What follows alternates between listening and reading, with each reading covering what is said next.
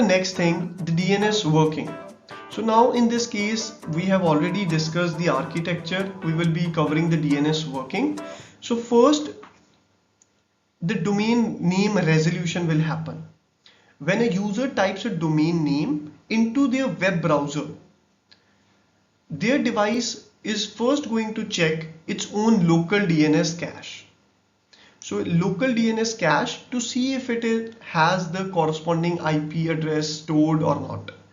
If not, it sends a request to the DNS resolver.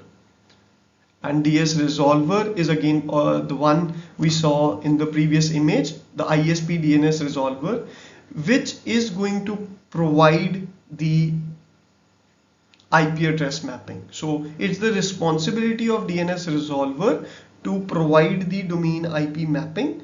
User is not concerned with the architecture, how the DNS is further working, reaching out to root name server, the top level domain name server and the authoritative name server. So user is not concerned with that.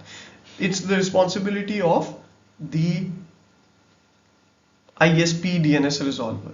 And we will further read about the queries type as well. So what we call the query sent from the user machine to the DNS resolver, and what are the queries which DNS resolver is further doing in order to fetch the information from the root name server and the other servers in the hierarchy.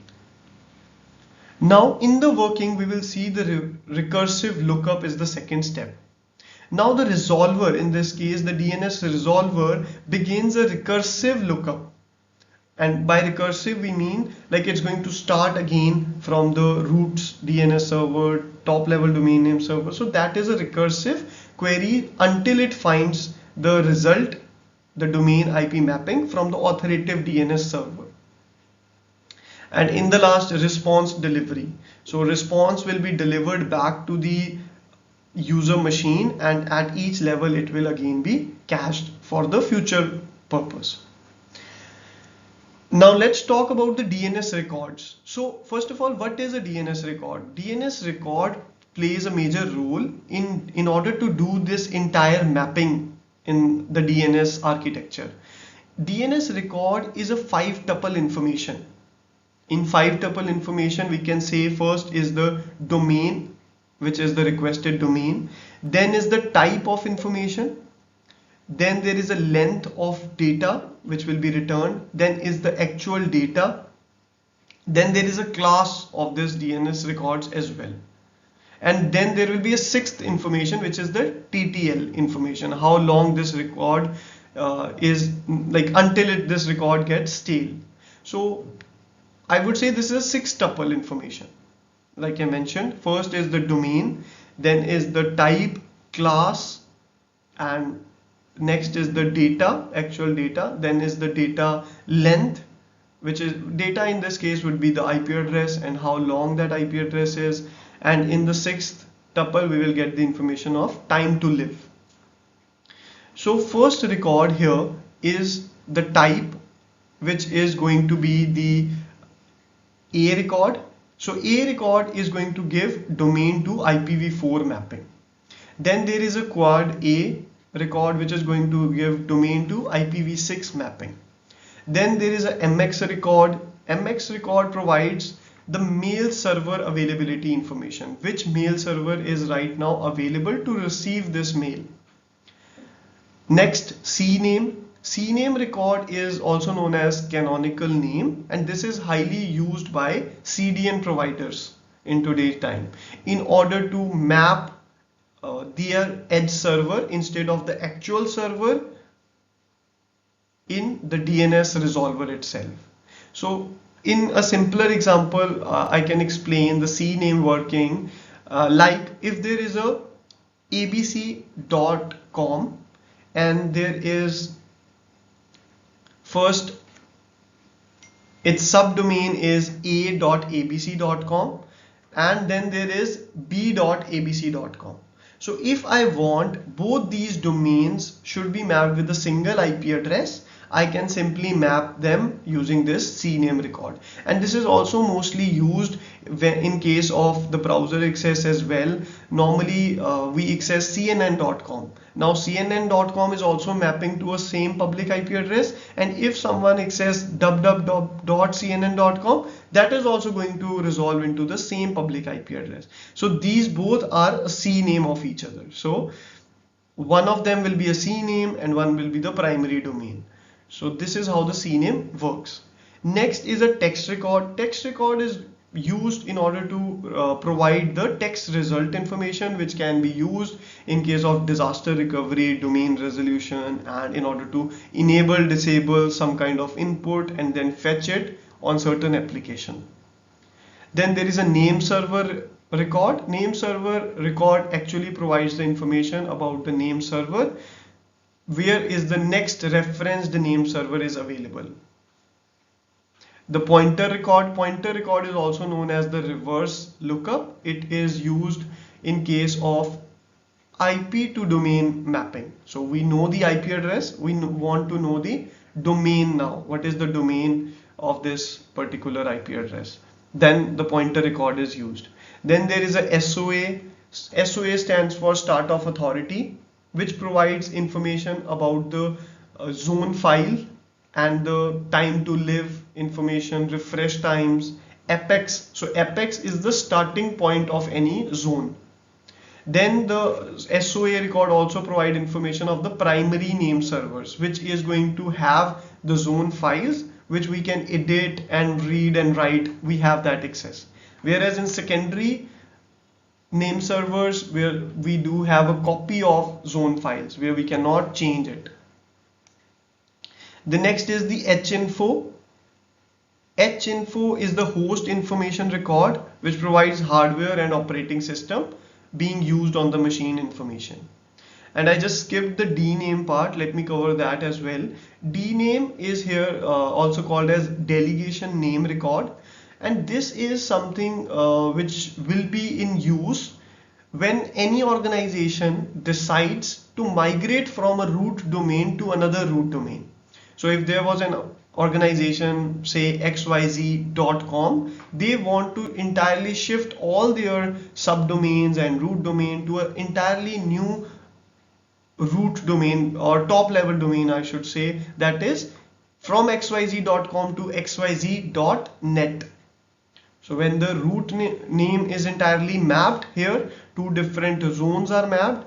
In this case, DNAME is being used.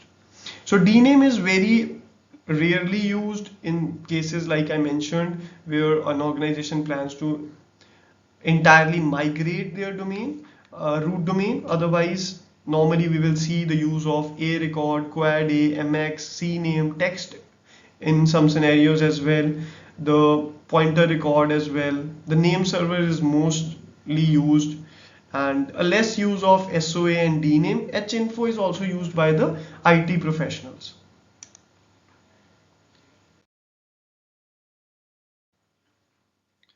So the next is the DNS queries. So there are multiple types of DNS queries, like primary query, which is a priming query. Priming query is something which is initially started by the recursive resolver for the very first time. How recursive resolver knows that it needs to reach out to the root name server in order to start that DNS resolution process. So that is the priming query which the ISP DNS resolver is going to initiate, and this is also known as bootstrap of the DNS resolution process. And in this bootstrap process, it will have the bootstrap list of IP address, which will be those 26 IPs of root name server, which I initially also mentioned, 13 for the IPv4 and 13 for the IPv6. Next is the recursive query. So these are very important queries. Recursive query is the query which promises the user that I am solely responsible in order to fully resolve this domain and provide back a final answer to you. So entire domain to IP address mapping, once a recursive query is initiated towards the resolver from the client machine, it's the solely responsibility of resolver to provide back the answer. Now the next is iterative query. Iterative query means there is a iterative process, like which starts from the ISP DNS resolver towards the root name server, because in this iterativeness you can observe iterative query means it's first reaching out to the root name server. Root name server is not promising that I will give you back the answer. It's just saying I will search if it is present in my cache. If not, I will return back you the reference location where you can check next in order to continue our search process. So iterative query means which says I will check and I will let you know, but I do not promise you the resolution. So it is going to, and this happens from the DNS server towards the root name server. It responds back to the DNS resolver, then it again reaches to the top level domain name server, and then the response is back. So these are the iterative query, and the recursive query would be, which is from the PC towards the DNS resolver, is the recursive query. Then there is inverse query, which I mentioned is a reverse DNS query, where we want to seek a mapping from IP address to a domain name. So the importance of DNS caching. So I have listed here some of the key points which are very important in order to understand the importance of DNS caching. And what caching stands for, it's just simply we are storing the DNS responses at each level on the operating system, browsers, servers, and DNS resolver in order to save time. So caching is also is helpful, and in one of the way it might harm as well if we are not updating it on proper time, and the reason for it would be the entries might get stale. So we need to make sure the caching is performed very on time, and the TTL is specific thing which we need to make sure we are marking very correctly. So here we can see in the screenshot added that a domain, this is how the cached DNS responses looks like. So we can simply search for it by running ipconfig / display DNS with more information.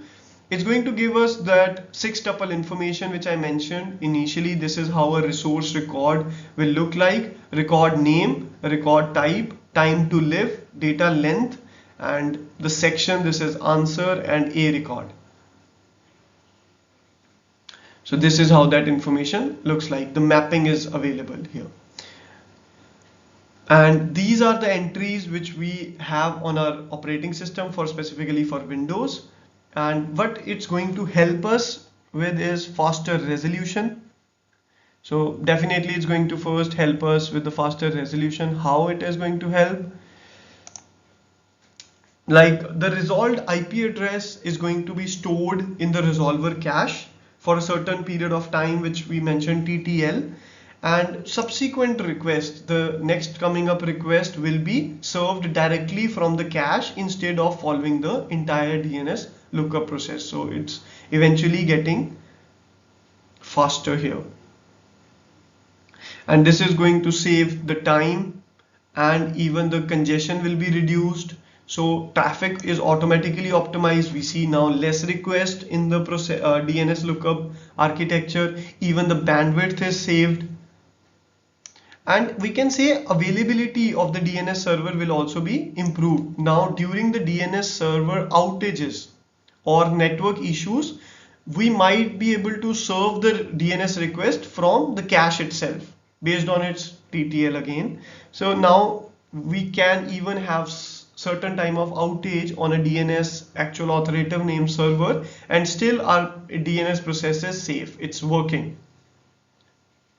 Now the next is like offline access. Offline access is again I've already explained, improved availability, offline access even when the services are down, still cache is serving the request.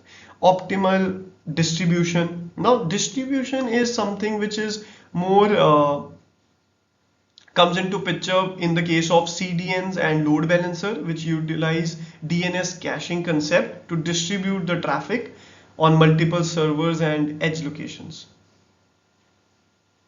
So overall, the overall DNS caching helps to streamline the process of resolving domain name and even reducing the latency and faster resolution, network traffic optimization, and improving the overall website experience, performance, availability for the users.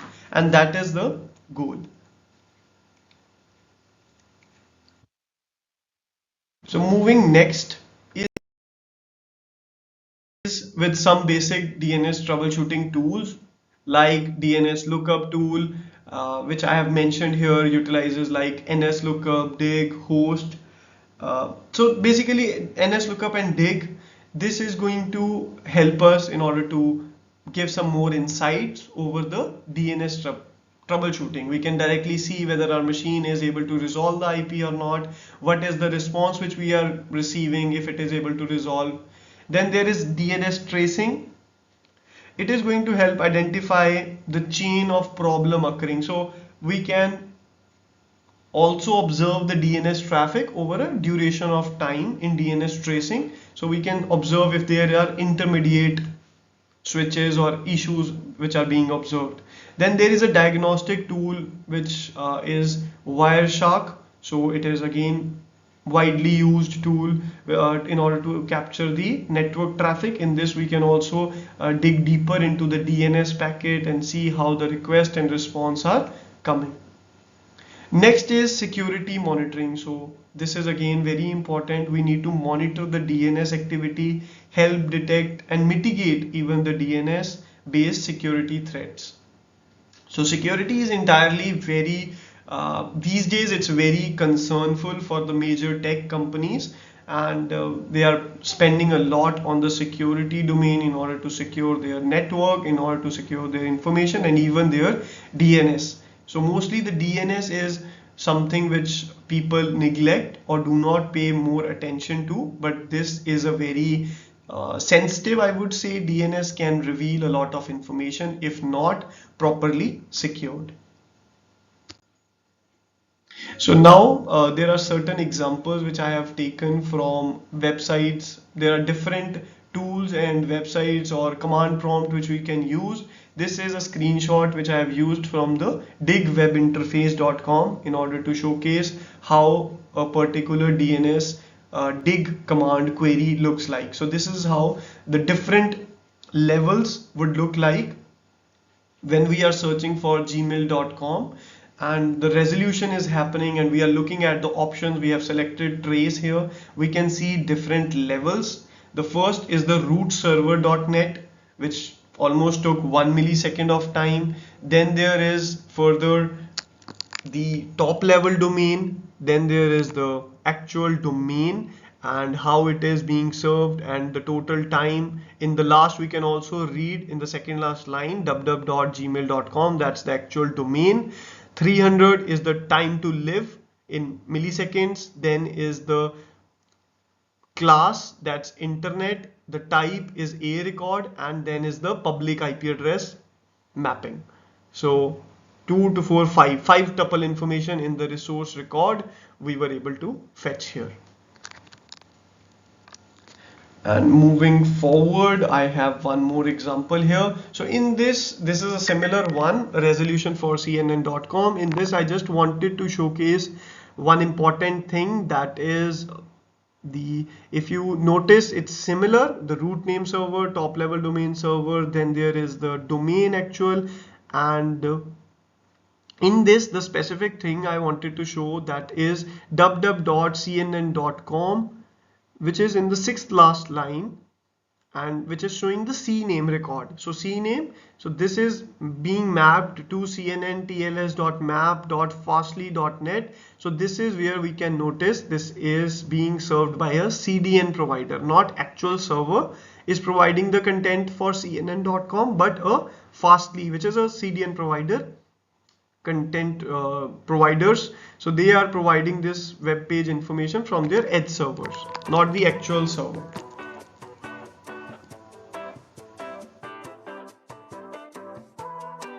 So that was all for today's video. Thank you so much everyone for your time. I hope this video was informative.